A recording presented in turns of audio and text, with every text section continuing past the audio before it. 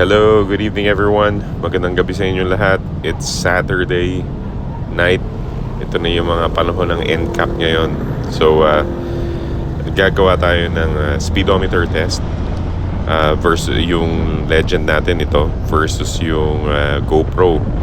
Now, some factors to keep in mind pagdating sa GoPro. May mga ano pala to, yung satellite signals niya hindi may mga nakaka-apektong mga buildings or ito tulad niyan yung mga MRT structures, tapos yung mga ilaw, may mga factors na nakaka-affect sa accuracy ng GoPro. So minsan pag napapadaan tayo sa tabi ng mga malls, tumitigil siya dun sa last data na nasasagap niya from the GoPro. So naka-stuck lang siya dun. Tapos pagka lumulusot, minsan may signal na lumulusot, nagbabago kung ano yung last signal na nakukuhanan from the GoPro. So ganun siya. Pero may mga parts, may mga areas dito sa Marcos Highway, lumalakas yung signal. So nagmi-meet sila. So nakikita ko yung pinaka-average speed niya. Ano siya, yung may difference talaga. Yung parang in general parang plus 5 points yung legend. 5 to 10 points ang difference. So advanced tayo ng mga at least yung unit ko. Advanced siya ng 5 to 10, minsan 12 points. Mga ganon siya. Pero pag nag-meet sila, talagang 5 minsan 4 or 5 points ahead si Legend. Yan, tingnan natin.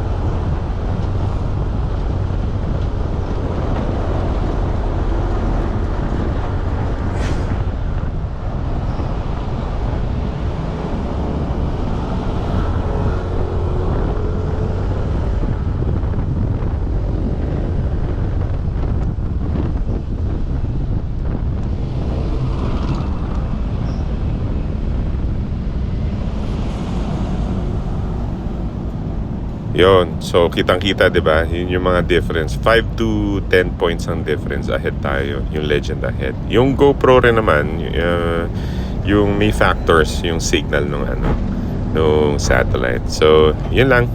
Just FYI. Please comment kung ganito rin yung unit nyo.